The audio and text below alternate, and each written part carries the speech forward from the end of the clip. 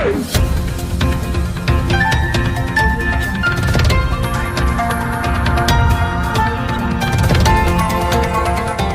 देख रहे हैं मगरा न्यूज राजस्थान, खबरें सबसे तेज। भारत में 24 घंटों में आए 70,000 कोरोना के नए केस, 964 लोगों की हुई है पिछले 24 घंटों में मौत। भारत में अब कुल कोरोना संक्रमितों की संख्या 69 लाख पार हो गई है। इनमें 1,06,000 से ज़्यादा लोगों की मौत हो चुकी है। एक्टिव केसों की संख्या भारत में घटकर 8,63,000 हो गई है और कुल 59,06,000 लोग भारत में ठीक हो चुके हैं। संक्रमण के एक्टिव केसों की संख्या की तुलना में स्वस्थ हुए लोगों की संख्या भारत में 6 गुना ज़्यादा है। वही देश में लगातार 3 हफ्तों से नए रिकवरी केसों की संख्या और नए कोरोना केसों से अधिक रही है। वही स्वास्थ्य मंत्रालय की ओर से जारी किए गए ताजा आंकड़ों के अनुसार नए संक्रमितों से ज़्यादा ठीक होने वाले लोगों की संख्या बढ़ रही है। देश में पिछले 24 घंटों में 70,496 नए कोरोना मामले दर्ज किए गए हैं और यहाँ पर 78,365 मरीज पिछले 24 घंटों में भारत में ठीक हुए। हालांकि 964 लोगों की मौत यहाँ पर हुई है पिछले 24 घंटों के अंदर।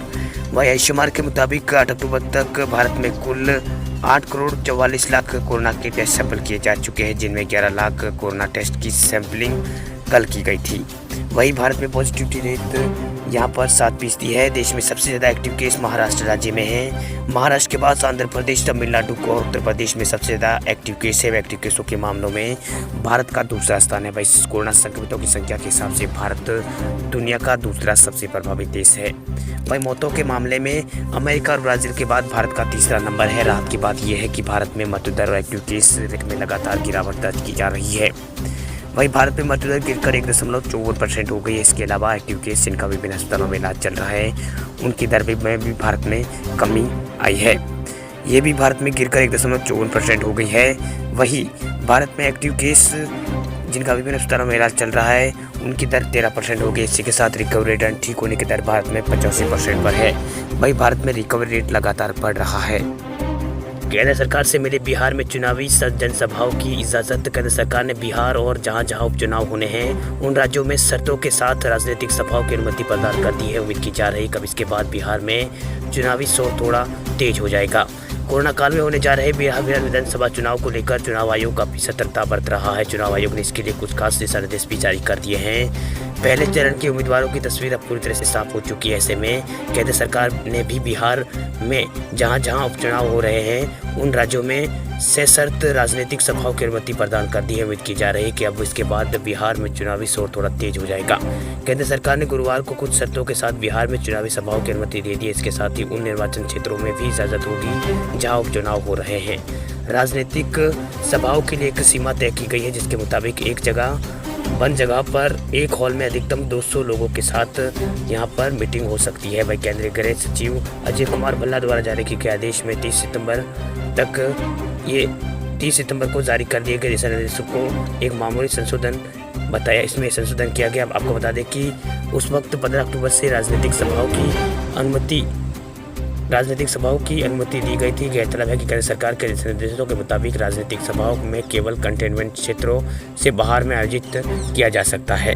वहीं केंद्र सरकार की तरफ से जारी आदेश में कहा गया है कि इसमें जो शर्तें दी गई इसके अनुसार बंद स्थानों में राजनीतिक सभाओं का आयोजन के लिए हॉल की क्षमता से आधे लोग ही यहाँ पर मौजूद रह सकते हैं। इसके लिए साथ ही इसकी अधिकतम सीमा भी तय कर दी गई है, जो कि 200 व्यक्तियों की है। यानी किसी हॉल में हो रही जनसभा में किसी भी हॉल में 200 से ज़्यादा लोग शामिल नहीं हो सकते। इसी के साथ जनसभा में मौजूद सभी लोगों को फेस मास्क पहनना अनिवार्य होगा। भाई कोरोना प्रोटोकॉल का यहाँ पर पालन करना होगा। गुजरात सरकार ने नवरात्रि, गरबा और दशहरा और शारदीय पूनम जैसे त्योहारों के लिए नए दिशा निर्देश जारी किए हैं। सरकार के निर्देश के अनुसार सार्वजनिक रूप से गरबा, आरती, पूजा मंडल की स्थापना वो कर सकेंगे, लेकिन एक स्थान पर 200 से अधिक लोगों को एकत्रित नहीं होने की यहाँ पर बात कही गई है। वही सरकार की नई गाइडलाइन के अनुसार बुजुर्गों व बच्चों को इस तरह के आयोजन से दूर रखने का प्रयास करें। वही त्योहारों का सार्वजनिक रूप से आयोजन व उत्सव प्रशासनिक मंजूरी के बिना यहाँ पर नहीं किए जा सकेंगे। वहीं मेले, रैली, प्रदर्शन और रावण दहन, रामलीला, शोभा यात्रा जैसे सामूहिक कार्यक्रम जिनमें ज़्यादा लोग एकत्रित होते हैं इन पर यहाँ पर प्रतिबंध रहेगा। वही सरकार की ओर से जारी दिशा निर्देशों का उल्लंघन करने पर आयोजनकर्ता व संचालक के खिलाफ यहाँ पर कानूनी कार्रवाई की जाएगी। आरती व गरबा की स्थापना के दौरान उपस्थित लोग सोशल डिस्टेंसिंग और सैनिटाइजिंग आयोजन स्थल पर प्राथमिक सुविधा का ध्यान में यहाँ पर रखा जाएगा। वही पारिवारिक आयोजन, विवाह व अंतिम संस्कार जैसे कार्यक्रमों में अधिकतम 100 लोग शामिल हो सकेंगे। वही बंद सभागार और हॉल, पार्टी प्लाट जैसे जगहों पर क्षमता से 50% लोग ही और अधिकतम 200 लोग ही यहाँ पर एकत्रित हो सकेंगे। गौरतलब है कि गुजरात में नवरात्र पर गरबा का लेकर यहाँ पर लोग काफ़ी उत्साहित रहते हैं, जिसे देखते हुए सरकार ने नई गाइडलाइन जारी की है। साथ ही विवाह और अंतिम संस्कार में शामिल होने वाले लोगों की संख्या को भी गुजरात सरकार ने बढ़ाया है। आपको बता दें कि कोरोना संक्रमण से पूरा विश्व जूझ रहा है, ऐसे में सारे त्योहारों का रंग फीका हो गया है। गुजरात में भी कोरोना मरीजों का आंकड़ा 1,47,951 पहुंच गया है। वहीं बीते 24 घंटों में यहां पर 1278 नए मरीज आए हैं। वहीं 10 संक्रमितों की मौत भी हुई है। रेलवे का बड़ा बदलाव, अब दिल्ली से चलेगी 17 जोड़ी विशेष ट्रेन। अगर आप भी करते हैं ट्रेन का सफ़र तो ये खबर आपके लिए है। जी हाँ, रेल यात्रियों के लिए रेल मंत्रालय ने कुछ नए नियम लागू किए हैं। वहीं रेलवे दिल्ली से जल्द ही 17 जोड़ी और विशेष ट्रेनें चलाने जा रही है। ये कटरा, पुणे और देहरादून, भुवनेश्वर, जयपुर, अमृतसर व अन्य मार्गों पर चलेगी। इनमें शताब्दी, डबल डेकर और एसी एक्सप्रेस जैसी ट्रेनें शामिल हैं। और साथ ही रेलवे ने टिकट आरक्षण के नियमों में बदलाव किया है। अब ट्रेनों में टिकट आरक्षण का दूसरा चार्ट ट्रेन के आगमन के समय से आधे घंटे पहले यहां पर जारी कर दिया जाएगा। आपको बता दें कि भारतीय रेलवे ने टिकट आरक्षण के नियमों में बड़ा बदलाव किया है, जो कि यहां पर शनिवार यानी 10 अक्टूबर से प्रभावी हो जाएगा, यानी आज से प्रभावी हो जाएगा। वहीं आरक्षण का दूसरा चार्ट ट्रेन स्टेशन से खुलने से आधा घंटा पहले जारी किया जाएगा। वहीं भारतीय रेलवे ने स्टेशनों से ट्रेनों की निर्धारित प्रस्थान के समय से आधा घंटा पहले द्वितीय आरक्षण तालिका तैयार करने की पिछली प्रणाली को 10 अक्टूबर से बहाल करने का निर्णय यहां पर रेलवे ने लिया है। वही जो 17 विशेष ट्रेनें चलाएगी उनमें दर्शन एक्सप्रेस, अरुणाचल एक्सप्रेस और श्री शक्ति एक्सप्रेस, हजरत निजामुद्दीन दुरुक्ति एक्सप्रेस और कलका शताब्दी एक्सप्रेस, देहरादून एक्सप्रेस और दुरंतो एक्सप्रेस चेन्नई दिल्ली और भुवनेश्वर नई दिल्ली के लिए 2 होगी। वे double decker express Delhi to Jaipur और भुवनेश्वर आनंद विहार टर्मिनल साप्ताहिक सुपरफास्ट एक्सप्रेस इसमें शामिल है। वहीं कोविड वायरस महामारी के चलते देखिए आरक्षण तालिका बनाने का समय ट्रेनों के निर्धारित प्रस्थान समय से आधे घंटे पहले बढ़ाकर 2 घंटे पहले करने के निर्देश यहाँ पर दे दिया गया था। इसी के साथ ही रेलवे ने कहा कि रेल यात्री के लिए सुविधा सुनिश्चित करने के वास्ते जोनल रेलवे द्वारा किया गया अनुरोध के हिसाब से इस मामले में विचार किया गया है और तय किया गया कि द्वितीय आरक्षण तालिका ट्रेन के निर्धारित समय से कम आधे घंटे पहले तैयार कर ली जाए। करोड़ों ग्राहकों को आरबीआई का तोहफा, दिसंबर से 24 घंटे मिलेगी पैसे की लेन देन की सुविधा।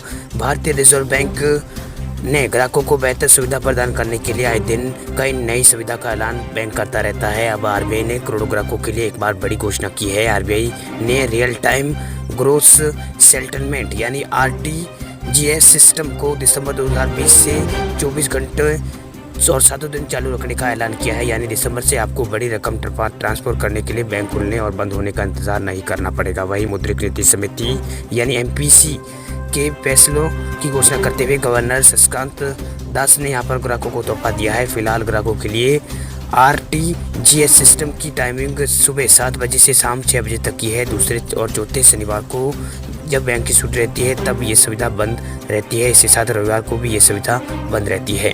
वही आरबीआई ने देश भर में डिजिटल बैंकिंग को बढ़ावा देने के लिए कदम उठाया है। कोरोना काल में डिजिटल बैंकिंग का उपयोग बढ़ गया। आपको बता दें कि आरटीजीसी के तहत न्यूनतम ट्रांसफर अमाउंट 2 लाख रुपए है। वही अधिकतम राशि की कोई सीमा नहीं है। वही आरटीजीएस का मतलब है real time gross settlement system, यानी रियल टाइम का मतलब तुरंत, मतलब जैसे ही आप पैसे ट्रांसफ़र करें कुछ ही देर में आपके खाते में वो पहुंच जाए। वही आरटीजीएस के जरिए जब लेन देन करते हैं तो दूसरे खाते में तुरंत पैसे ट्रांसफ़र हो जाता है। वही 6 जून 2019 को आरबीआई ने जनता को बड़ा तोहफा देते हुए real time gross settlement nation electronic fund transfer के जरिए होने वाले लेन देन को निःशुल्क कर दिया। वही 16 सितंबर 2019 से सभी बैंकों में 24 घंटे नेशनल इलेक्ट्रॉनिक फंड ट्रांसफर की सुविधा शुरू की थी। ऐसे करने का निर्देश भारतीय रिजर्व बैंक ने दिया था, जबकि इससे पहले एनईएफटी सुविधा सुबह 8 बजे से शाम 7 बजे तक ही थी। वही NEFT का मतलब होता है national electronic fund transfer. Internet के जरिए 2 लाख रुपए तक के लेन देन के लिए यहाँ पर NFTs का इस्तेमाल किया जाता है। इसके ज़रिए किसी भी शाखा के किसी भी बैंक खाते को किसी भी शाखा में पैसा यहाँ पर भेजा जा सकता है। पेटीएम कंपनी ने किया ऐलान, मिनी ऐप डेवलपर्स को देगी 10 करोड़ रुपए का फंड। गूगल के साथ जारी अपनी लड़ाई में एक कदम और आगे बढ़ाते हुए भारत देश की डिजिटल पेमेंट प्लेटफॉर्म पेटीएम ने गुरुवार को कहा है कि वह देश के मिनी ऐप डेवलपर्स के लिए 10 करोड़ रुपए की राशि सुनिश्चित कर रहा है। दरअसल मिनी ऐप डेवलपर्स कॉन्फ्रेंस को संबोधित करते हुए पेटीएम के संस्थापक विजय शंकर शर्मा ने ये बात कही है। पेटीएम संस्थापक ने कहा है कि 10 लाख मिनी ऐप्स को टारगेट कर रहे हैं, क्योंकि वे गूगल द्वारा अनुचित चार्ज को लेकर यहाँ पर चार्ज के खिलाफ है। आपको बता दें कि गूगल ने पिछले दिनों कहा था कि जितने भी डेवलपर्स उसके प्ले स्टोर के साथ जुड़ना चाहते हैं उन्हें प्ले स्टोर बिलिंग सिस्टम के साथ अधिकृत होना होगा। हालांकि गूगल ने सोमवार को कहा है कि उसने भारतीय डेवलपर्स के लिए इनोवेटिव पेमेंट सिस्टम अपनाने की समय सीमा बढ़ा दी है। वो 29 मार्च 2022 में उन्हें कर दी है। वो प्ले स्टोर बिलिंग सिस्टम एक साथ अधिकृत हो सकेगी। वही गूगल द्वारा अपने प्ले स्टोर से हटाए जाने से नाराज पेटीएम ने सोमवार को स्थानीय ऐप डेवलपर की मदद पहुंचाने और उन्हें नवीन सोच को लोगों तक पहुंचाने के मकसद से एक Android mini app store launch किया था।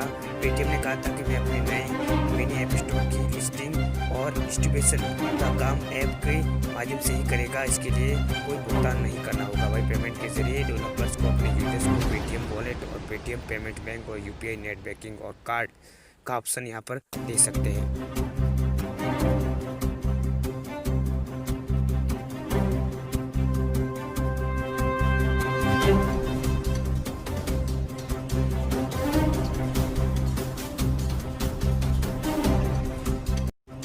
खबरों की दुनिया में आइए हमारे साथ कहीं भी और कभी भी जुड़िए।